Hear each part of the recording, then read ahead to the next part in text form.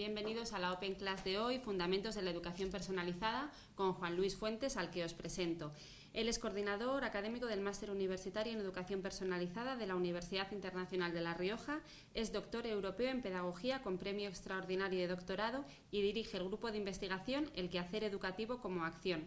Ha trabajado durante 5 años como educador con adolescentes en situación de riesgo social y sus líneas de investigación se sitúan en torno a la teoría y a la filosofía de la educación interactual y la utilización de las TICs en el ámbito educativo. Buenas tardes, Juan Luis. Buenas tardes. Cuéntanos brevemente en qué va a consistir la Open Class de hoy.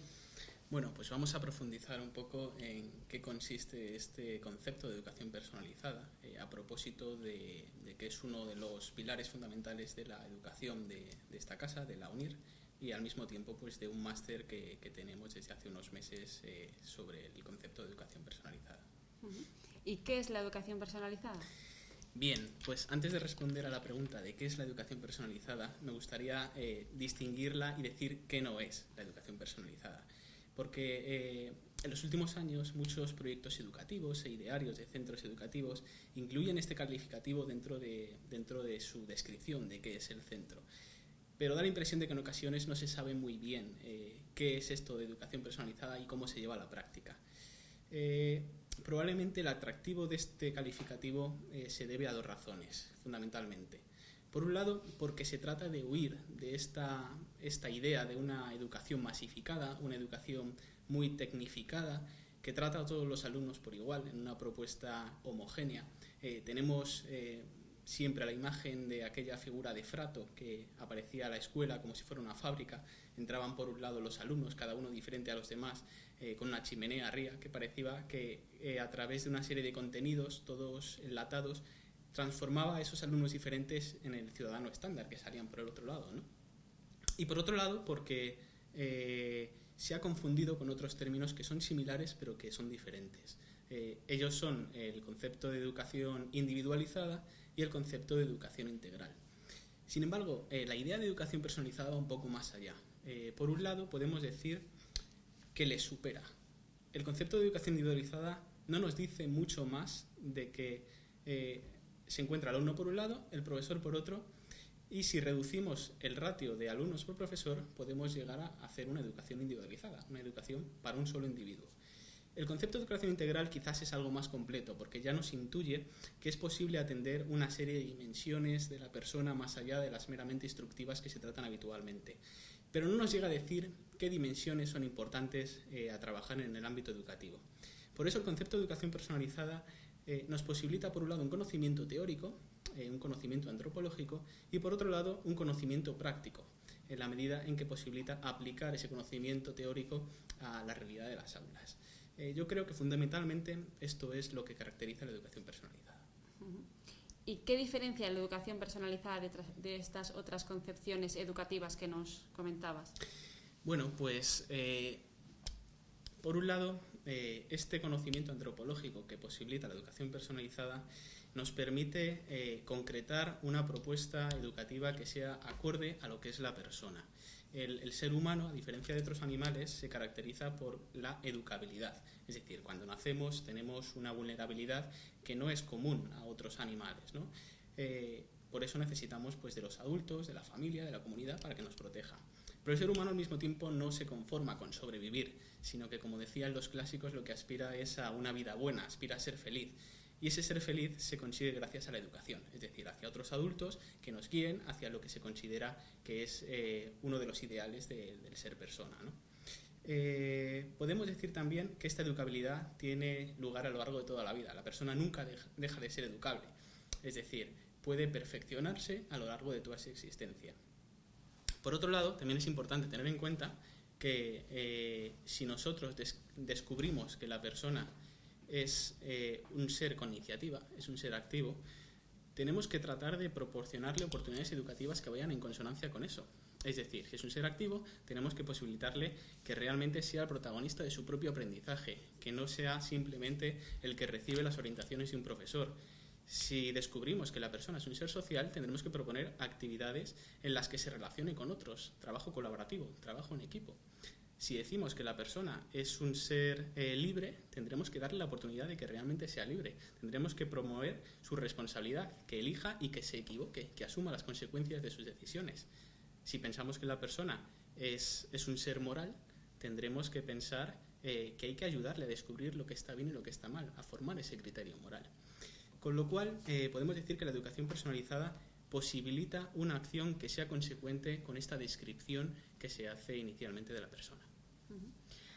¿No hay otras concepciones educativas que se hayan ocupado de estas cuestiones? Pues sí y no. Y te voy a decir por qué. Una de las características también del concepto de educación personalizada es que se nutre de otras corrientes educativas. Está abierta a nuevos planteamientos, nuevas metodologías que pueden contribuir a hacer realidad este modelo. Voy a poner 3 ejemplos. Por un lado, el constructivismo ha realizado aportaciones muy interesantes al ámbito educativo en los últimos años, derivadas de la capacidad de motivar el aprendizaje significativo, es decir, que el alumno realmente sea el protagonista de su propio aprendizaje. Por otro lado, si miramos al pensamiento norteamericano, que tanta influencia ha tenido en la educación, principalmente que emana del pragmatismo, encontramos un individuo que no solamente debe limitarse a realizar una serie de actividades relacionadas con la memorización, sino que al mismo tiempo puede acudir a otro tipo de aprender haciendo. Es decir, la persona es capaz de producir, es capaz de manejar cosas con sus propias manos, incluso con su propia mente, es capaz de analizar, es capaz de aportar algo y de aprender haciendo, como decíamos, ¿no? Y por otro lado, si pensamos en la famosa teoría de las inteligencias múltiples de Gardner, podemos ver que ha cambiado la forma de concebir la inteligencia en el sentido de que ya no es simplemente esa concepción lógico-matemática o lingüística a la que se atendía tradicionalmente, sino que podemos encontrar otra serie de dimensiones como son la inteligencia espacial, la inteligencia kinestésica, inteligencia musical, inteligencia intrapersonal, inteligencia interpersonal, etcétera, hasta un número de 8. Ahora bien, si bien el modelo de educación personalizada incluye aportaciones de estas 3 corrientes, podemos decir que en cierta medida lo supera, es decir, aporta algo más. Por ejemplo, y vuelvo sobre ellas, el constructivismo en su vertiente más radical nos viene a decir, o puede llegar a decirnos, que el individuo es una persona excesivamente autónoma, que es capaz de producir una realidad independientemente de lo que esté fuera de él. Por otro lado, el concepto del pensamiento norteamericano pragmatista nos puede llevar a un activismo en el que la persona desprecia otras formas de trabajar mucho más reflexivas, como pueden ser clases magistrales o algunos tipos de memorización. Y por otro lado, la teoría de las inteligencias de Gardner, si bien tiene en cuenta una serie de inteligencias que son muy interesantes y que se pueden estimular a través de diferentes formas de aprendizaje, puede no tener en cuenta otras capacidades que también son importantes en la educación, como puede ser el criterio moral del que hablábamos antes. ¿Cómo se puede educar en valores? ¿Es una cuestión que queda relegada a los padres? ¿A quién compete? Este es un tema muy, muy polémico porque pues ha generado muchas discusiones. Probablemente la discusión no se centra tanto en si los padres tienen la responsabilidad moral sobre sus hijos, donde hay un amplio acuerdo de que sí, es decir, los padres son los principales responsables de la formación moral de los hijos, ¿no? Pero quizá la discusión se centra más en qué debe hacer la escuela, qué debe hacer el profesorado en este sentido, ¿no? Es decir, ¿los padres pueden enviar únicamente a sus hijos a la escuela a aprender matemáticas? Bueno, pues es una cuestión bastante discutible. Yo pienso que no. ¿Por qué? Pues porque la influencia moral del profesor de matemáticas está ahí, incluso aunque él no quiera tenerla. Por ejemplo, si pensamos en qué profesores han tenido influencia sobre nosotros, es decir, qué personas recordamos de nuestro periodo escolar, probablemente recordemos a personas que nos marcaron más por su comportamiento, por la forma de ser, que por las cosas que nos dijeron, por su discurso verbal. Y es que el profesor enseña más con lo que es que con lo que dice. Con lo cual, pues resulta muy complicado desvincular estos dos conceptos, el concepto de enseñanza por un lado, del concepto de educación por otro, aunque a veces se quiera pretender de esta forma, ¿no? Luego, por otro lado, pues hay formas de educar en valores un poco más explícitas. Por ejemplo, a través de la literatura, a través del cine, encontramos modelos antropológicos que pueden ser una referencia moral muy interesante para la educación de los niños y de los adolescentes. Hay muchos autores que han escrito sobre este tema. Por ejemplo, López Quintás nos dice que en la literatura podemos encontrar ámbitos de vida, ámbitos donde nos identificamos y que pueden servirnos para la formación moral. No se trata de dejar a los chicos, a los adolescentes, frente a los libros, a estas obras que a lo mejor les son un poco ajenas o les pueden ser un poco extrañas, ¿no? Sino que se trata de que el profesor trate de hacer atractivas estas obras a los adolescentes de múltiples maneras. Se trata de proponerles actividades, de proponerles diálogos, discusiones sobre ellas, ¿no? Hay autores en Estados Unidos como Nell Noddings o Martha Nussbaum que nos vienen a decir que esto es una aportación muy interesante. Incluir las humanidades en el currículum es una aportación muy, muy importante en la medida en que posibilitan desarrollar lo que debemos denominar una sensibilidad antropológica, una sensibilidad entre los otros, ¿no? Incluso la filosofía. Si incluimos nociones de filosofía en el currículum, lo que estamos tratando de hacer es potenciar el diálogo, la discusión de unos con otros, el respeto a las opiniones del diferente, ¿no? La tolerancia. Ahora bien, con esto sí que quiero hacer una precisión, y es que muchas de las corrientes que han tenido más influencia en el ámbito de la educación en valores, la educación moral en los últimos años, lideradas en gran medida por Kohlberg, nos vienen a decir que el alumno que aprende que se enfrenta a una serie de dilemas morales, es decir, que conoce cuáles son los valores, ya actúa moralmente. Sin embargo, esto es peligroso, porque, como decía Aristóteles, no es bueno el que sabe lo que es el bien, sino el quien realmente lo practica. Es decir, una persona no es sincera porque sepa describir la sinceridad, sino en la medida en que es sincero. Y esta coherencia de la que hablábamos antes, que cabe exigírsela a los profesores en su comportamiento y lo que dicen y su comportamiento, creo que también es exigible a los alumnos. Uh-huh. Mira, Davinia nos pregunta, ¿cómo podemos realizar una educación personalizada completa en un aula de más de 30 niños? Buena pregunta, Davinia. Precisamente voy a remitirme a una de las cosas que comentaba antes. Es decir, hay que diferenciar entre el concepto de educación personalizada y el concepto de educación individualizada. Es decir, probablemente si lo que tratamos es de llevar un seguimiento de los alumnos con los procedimientos habituales de enseñanza, es imposible plantearnos una educación personalizada con 30 alumnos. Se trata de buscar otras alternativas. Es decir, si definimos a la persona como un ser activo, vamos a proponer actividades por sí mismo. No hace falta estar todo el día encima de él. De lo que se trata es de llevar un seguimiento de su actividad. Vamos a ponerle actividades para que él sea el protagonista de su aprendizaje. Vamos a proponerle actividades para que colabore con otros, para que trabaje en equipo. Es decir, no se trata de que el profesor monopolice la acción dentro del aula, ¿no? Entonces, no es tanto una cuestión de número de alumnos como de metodologías de enseñanza y aprendizaje. Con lo cual, sí que es posible llevarla a cabo. De hecho, si pensamos un poquito en la historia de la educación, nos encontramos las escuelas unitarias donde tenían alumnos de diferentes niveles educativos, alumnos de diferentes cursos, que no tenían que aprender lo mismo. ¿Y cómo era el profesor capaz de enseñar a todos cuando cada uno tenía un nivel y cada uno tenía que ir a un ritmo diferente? Bueno, pues a través de un aprendizaje activo. No les puede explicar a todos lo mismo que explicaría en tercero, en cuarto o en quinto. Tiene que explicar de manera más personalizada o que sea el alumno quien tome las riendas de su propio aprendizaje. Yo creo que eso es la estrategia más adecuada. Uh-huh. Raúl Pérez nos pregunta, ahora se habla mucho sobre la educación inclusiva. ¿Cómo unimos ambas en la práctica? Bien, es verdad, el concepto de educación inclusiva está de moda en los últimos años, pero hay que tener en cuenta una cuestión. El concepto de educación inclusiva surge como una superación del concepto de la integración, del concepto de integrar. Es decir, el concepto de inclusión se entiende que es mejor que el concepto de integración porque no separa a los alumnos dentro del mismo sitio, sino que les atiende en su individualidad. Es decir, primero hablamos de una segregación, es decir, también con el concepto este que decíamos antes de la inteligencia lógico-matemática, la inteligencia lingüística, los que no valían aquí, los que no tienen inteligencia en estos apartados, eran llevados a unos centros especiales. Con ello entramos en la educación integradora. La educación integradora lo que hacía, o lo que terminó haciendo, es que, bien, todos en el mismo edificio, pero los separábamos por grupos y cada uno se le separaba, dentro del mismo edificio se le seguía separando de la educación ordinaria. La educación inclusiva trata de resolver este problema que ha habido con la educación integradora. Pero al fin y al cabo, yo más que un problema de conceptos, yo creo que es un problema de metodología. Es decir, no hay que cambiarle el nombre a las cosas cuando algo no funciona, que es lo que pasó con la educación integradora. Lo que hay que hacer es que realmente funcione.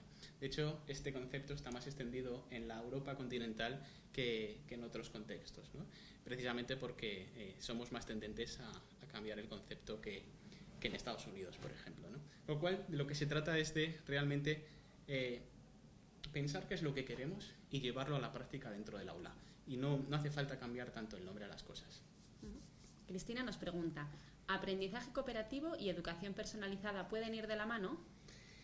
No solo pueden, sino que deben. Es decir, como comentábamos antes, la educación personalizada parte de un concepto de persona determinado y en eso supera al concepto de educación integral o al concepto de educación individualizada. Si define a la persona como un ser capaz de colaborar con otros, no solamente capaz, sino que necesita de los otros para poder alcanzar la felicidad, pues es necesario proponer actividades cooperativas. Por otro lado, si entendemos también a la persona como un ser con inteligencias múltiples, es necesario que colabore con otros, pues porque él dentro de un equipo va a aportar una serie de características que otras personas van a tener otras y lo van a aportar al equipo, con lo cual el equipo funcionará más. Yo creo que es una necesidad que la educación personalizada trabaje o que fomente metodologías metodologías cooperativas, metodologías de trabajo en grupo. Ana María Aguirre nos pregunta, ¿qué técnicas de comunicación pueden favorecer la educación personalizada en un centro educativo? Técnicas de comunicación. Bueno, la educación personalizada parte además del hecho de que los intervinientes dentro del proceso educativo son personas. Es decir, no solamente el alumno es una persona, sino que el mismo profesor es una persona. Con lo cual, antes no lo he llegado a decir, pero si la persona, definimos que la persona es un ser afectivo, hay que tratar de potenciar esa dimensión de la persona, la dimensión afectiva, y no solamente educar en la dimensión racional. Pues, por ejemplo, respondiendo a la pregunta, una técnica de comunicación puede ser aquella que tiene en cuenta la afectividad de la persona, es decir, una cercanía, un cuidado de la propia persona, es decir, entender, tener empatía, saber responder ante las necesidades. Las personas no somos máquinas. Por ello, pues no tiene sentido, por ejemplo, que propongamos un modelo de evaluación estándar para todos los alumnos. Esto es una cosa que, por ejemplo, hacemos aquí en la UNIR. Es decir, no proponemos un examen final al que hay que presentarse y punto, sino que hay una serie de actividades que se van realizando a lo largo de todo el curso y que atienden a las diferentes capacidades de la persona. Yo creo que eso es una buena estrategia.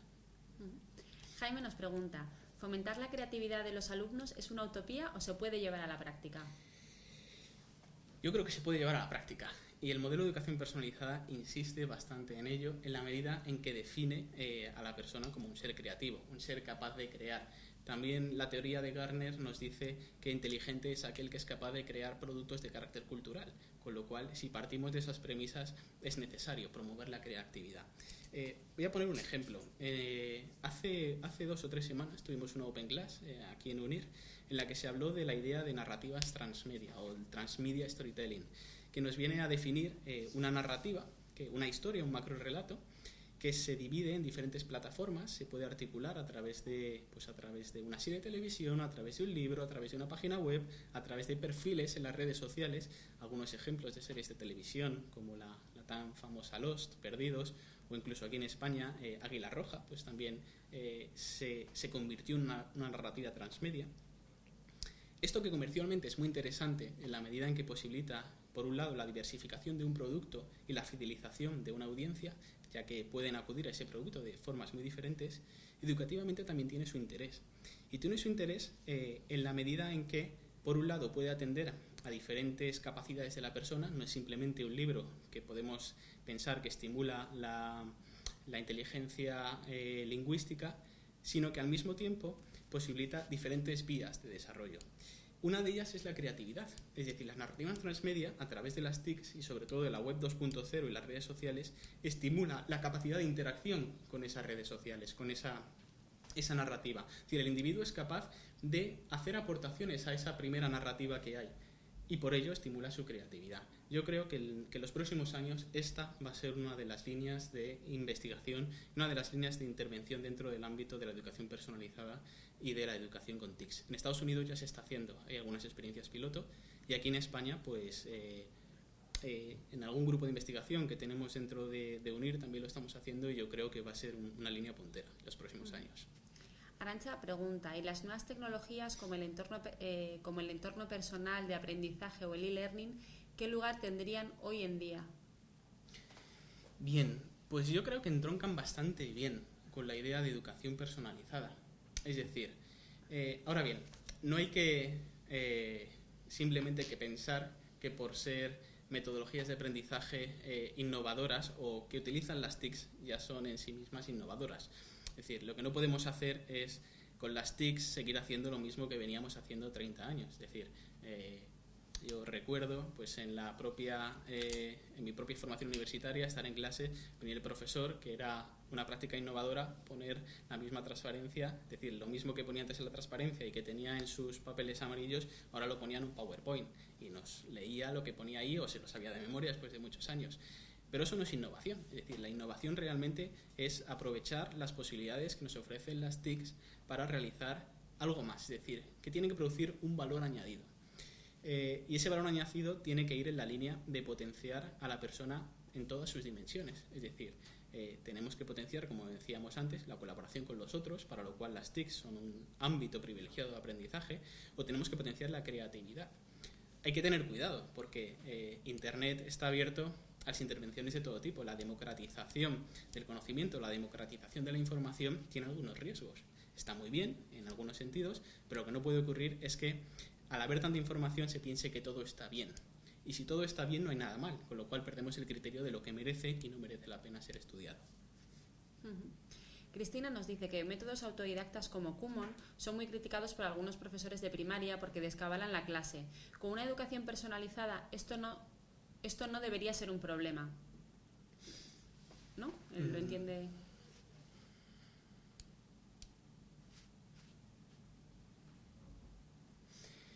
Bueno,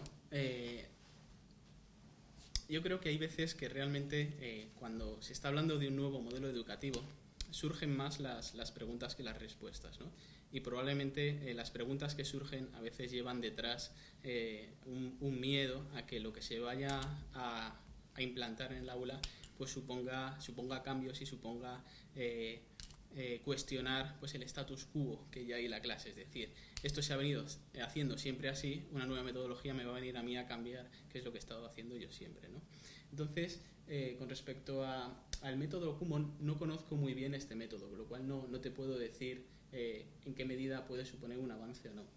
Pero ya te digo, suele haber muchas resistencias a promover nuevos métodos en la clase, ¿no? Y yo creo que si realmente creemos que estos nuevos métodos son una aportación, hay que apostar por ellos. Arantxa pregunta, ¿qué importancia tiene Internet hoy en día en los procesos educativos? Bueno, pues mucho. De hecho, estamos en la universidad online, es decir, ya no es una universidad que ha surgido hace 2 días, ya llevamos 5 años y el crecimiento que ha tenido yo creo que es buena muestra de la aportación que puede hacer Internet a los procesos educativos.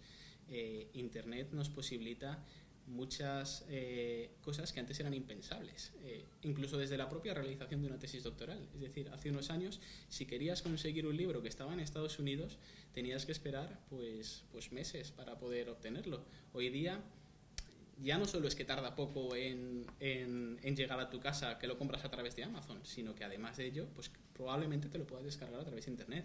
Por otro lado, es posible establecer un diálogo con personas que están en otras partes del mundo, o que puedas ver clases magistrales o open class como esta en cualquier sitio del planeta, incluso a la hora que tú prefieras, ¿no? Es decir, yo creo que esos son avances muy interesantes.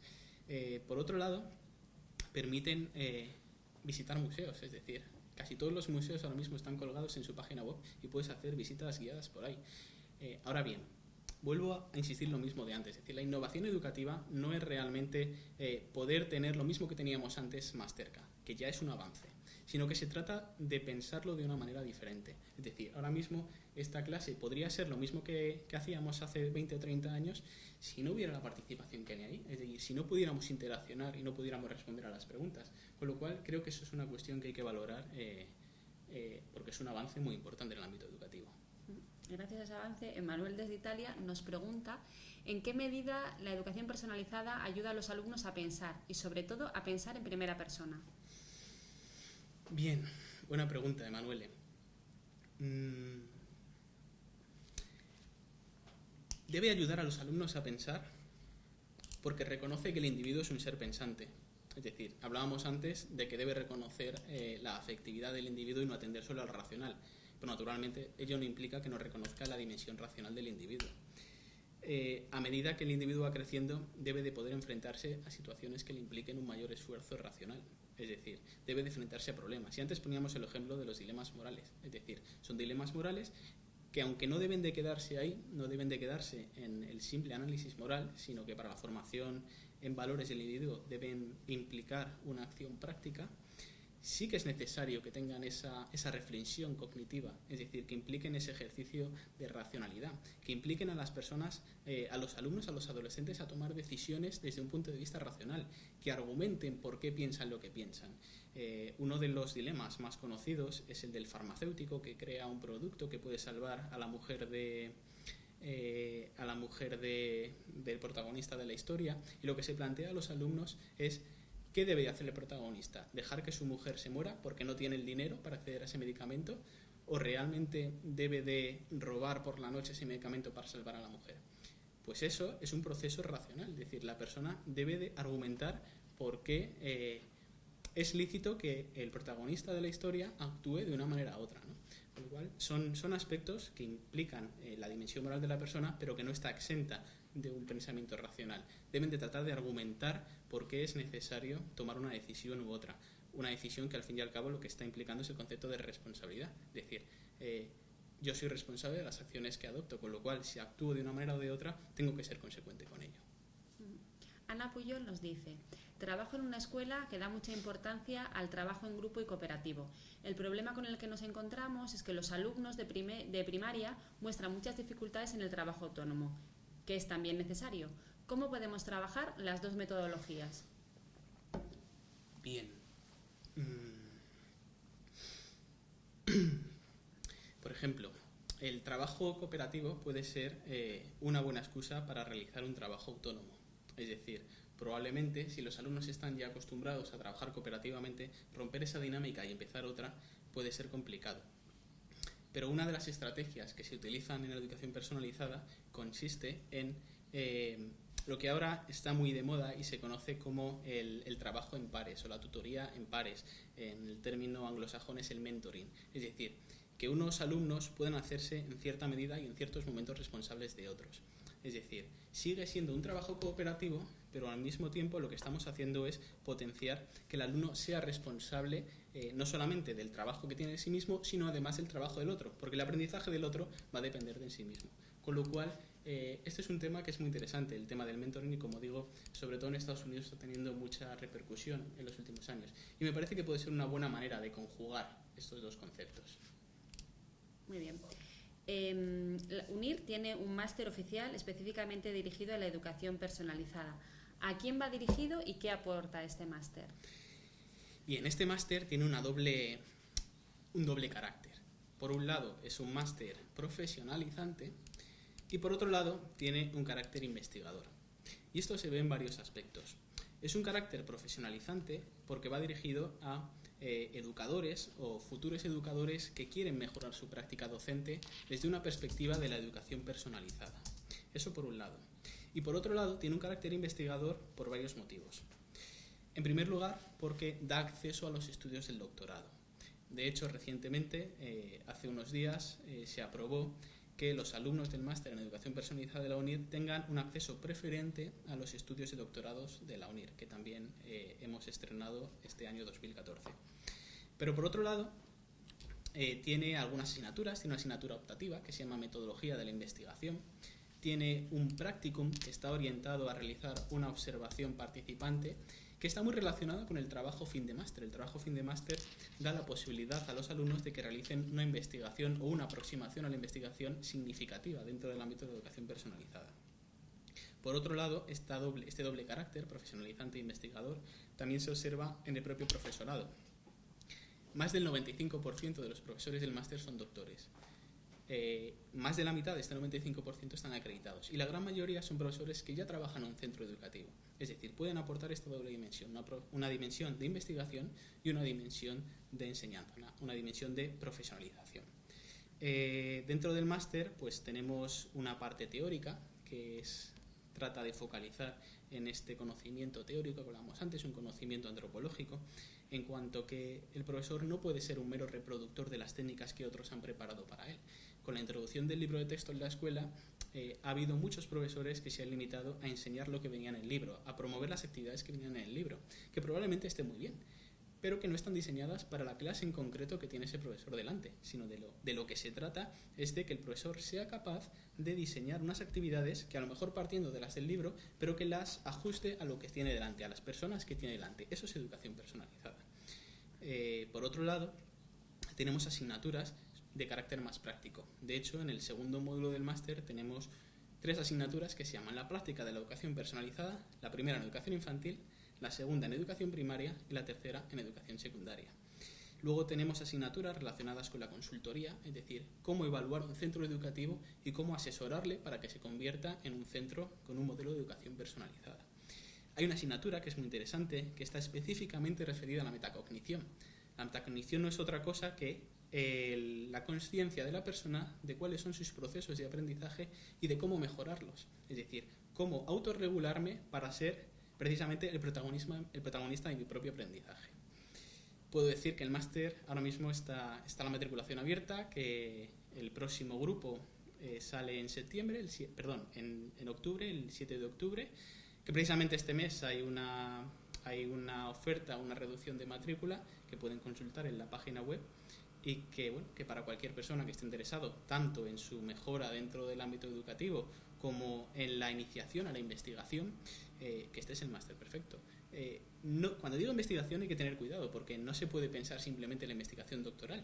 La investigación debe realizarla también el profesor en el aula, es decir, cómo voy a adaptar mi propuesta educativa a una persona que tengo concreta delante de mí si realmente no sé cómo es esa persona, si no sé lo que necesita esa persona. Un jardinero tiene que saber de plantas para saber qué tipo de enfermedades puede tener, cuáles son sus necesidades, por qué momentos evolutivos pasa a lo largo de su vida, la vida de la planta, pues con la persona mucho más, ¿no? La educación no es aplicar recetas. De hecho, a veces se me ocurre la idea de cuando vamos a un blog y estamos buscando una receta, seguimos los pasos y nunca nos sale como la foto que tenemos dentro del blog. Es decir, ¿y eso qué es? Simplemente juntar aceite y sal y 3 o 4 cosas más. Pues mucho más si estamos hablando de personas, ¿no? Otra pregunta sobre este máster. ¿Hay posibilidad de realizar prácticas en el máster? Sí, de hecho hay un módulo específicamente de prácticas donde los alumnos tienen que pasar 70 horas efectivas dentro de un centro educativo. Son 70 horas y 70 horas pues da para realizar lo que hemos denominado una observación participante, es decir, van a tener que hacer un ejercicio previo, definir qué es lo que van a hacer en el centro educativo. Naturalmente, cuando alguien va a un centro educativo, las personas que han tenido, esto es un posgrado, pues las personas que han tenido prácticas en su experiencia previa, en su formación previa, pues habrán visto que las prácticas pues hay que ajustarse a lo que el centro educativo es capaz de ofrecer. No todos los centros educativos ofrecen lo mismo, pero sí que hay que identificar una serie de elementos que se va con la intención de observar en el centro educativo. En esas 70 horas de estancia se trata de hacer un análisis de qué pasa en el centro educativo y cómo podemos hacer ese centro educativo más personalizado, lo cual puede llegar a concretarse más tarde en el trabajo fin de máster. De todas maneras, como muchos de los profesores que hacen este máster muchos de los alumnos que hacen este máster son ya profesores, también hay la posibilidad de reconocimiento de prácticas. Para ello pues hay que consultar con los asesores para que les indiquen cuál es el procedimiento, pero existe esa posibilidad también. Bueno, pues si queréis más información, os hemos puesto un link que accede directamente a la página web de UNIR, donde tenéis más información sobre el máster. Otra pregunta. Elena nos dice que si nos podría recomendar algún libro para leer más sobre este tema. Claro, Elena. Vamos a ver. Vamos a empezar desde el principio. Por ejemplo, la educación personalizada en España fue introducida por Víctor García Hoz, quien tiene por un lado un libro que se llama precisamente así, Educación Personalizada, Es un libro antiguo, es de los años 70, 80. Un poquito más adelante hay una colección también de diferentes autores que han seguido esta corriente de Víctor García Hoz. Me parece que son cerca de 30 libros, autores todos o prácticamente todos nacionales. Pero por otro lado, pues también se pueden acudir a otra serie de textos más actuales. Por recomendar algunos de los que citaba antes, Martha Nussbaum tiene un libro muy interesante que se llama Sin fines de lucro, ¿por qué la democracia necesita de las humanidades?, donde reflexiona sobre algunas de las cuestiones que hemos estado comentando aquí, es decir, cómo introducir las humanidades en el currículum, qué aporta el estudio de estas cuestiones a la formación en valores de los alumnos, o la propia Nell Noddings con su famosa ética del cuidado, educar en el cuidado. También tiene aportaciones, tiene un librito editado en Amor-Ort en 2009 sobre educación moral que pueden orientar por dónde va este máster, ¿no? ¿Qué posibilidades de investigación hay sobre la educación personalizada? Pues yo creo que muchas, a pesar de que, como decía antes, es un término que surgió en los años 70 en España, hay posibilidades de investigación sobre el tema. Sobre todo con motivo de las TICs. De hecho, en UNIR tenemos un grupo de investigación que se llama precisamente así, la educación personalizada en la era digital, con lo cual hay vías de investigación sobre esta cuestión. Es decir, comentaba antes sobre las propias narrativas transmedia, es decir, cómo a través de las narrativas transmedia podemos promover un aprendizaje cooperativo, un aprendizaje creativo, cómo podemos promover incluso un aprendizaje en valores. Son cuestiones que en España no están exploradas. Si uno busca publicaciones en el ámbito educativo sobre este tema, encuentra pues alrededor de 10, 15, 20 en inglés. En España tenemos algunas sobre narrativas transmedia, pero desde el punto de vista de la comunicación. Pero en el ámbito educativo apenas hay cosas al respecto. Con lo cual, si alguien quiere investigar sobre educación personalizada, hay bastantes líneas donde se pueden investigar.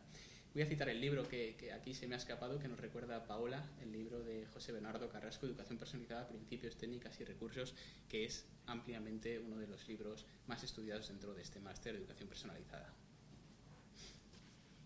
Bueno, con esto que nos contabas de las posibilidades que hay en investigación sobre la educación personalizada, supongo que le auguras un buen futuro. Yo creo que sí, yo creo que es un tema que lo merece, un tema que es necesario en este momento, porque sobre todo pues la crisis económica nos ha evidenciado que no es suficiente con una formación de carácter instructivo, una formación de carácter racional, sino que es necesario desarrollar otro tipo de estrategias. De hecho, aunque aún son muy pequeños, pero hay indicaciones que nos vienen a decir que las cosas pueden llegar a cambiar, o por lo menos yo soy optimista al respecto. Hace poco en Oxford se ha lanzado un grado, una carrera que es ingeniería con filosofía. Es decir, bueno, pero si son dos cuestiones muy diferentes entre sí, pero realmente empieza a darse cuenta de la importancia de vincular estos dos conceptos, ¿no? La educación en los últimos años, desgraciadamente, se ha vinculado demasiado a una forma de pensar demasiado experimental, es decir, a la ciencia positiva. Pero la educación es algo más que eso. La ciencia positiva puede hacer aportaciones muy interesantes, pero debe de emanar, es más interdisciplinar la educación. Debe de beber de otras fuentes, como pueden ser las humanidades, como es la filosofía, como es la literatura. Es decir, son cosas que aunque en los últimos años ha habido retrocesos, pero al mismo tiempo hay luces que nos vienen a sostener esa esperanza, ¿no? Y ya para terminar, ¿quieres destacar algo que se nos haya pasado, que nos hayamos dejado en el tintero? ¿Alguno quiere hacer alguna pregunta más? ¿Está todavía a tiempo? Bueno, si nadie pregunta, pues simplemente dar las gracias por esta oportunidad. Creo que es un tema que a mí me apasiona, creo que es un tema que a los profesores de este máster les apasiona, que están comprometidos con ello. Veremos dentro de los próximos años dónde va la educación personalizada, pero yo confío plenamente en que va a ser una de las apuestas de futuro. Y este máster pues espera contribuir a ello. Vale, pues muchas gracias a todos por acompañarnos esta tarde y por vuestras preguntas, y hasta la próxima Open Class. Buenas tardes.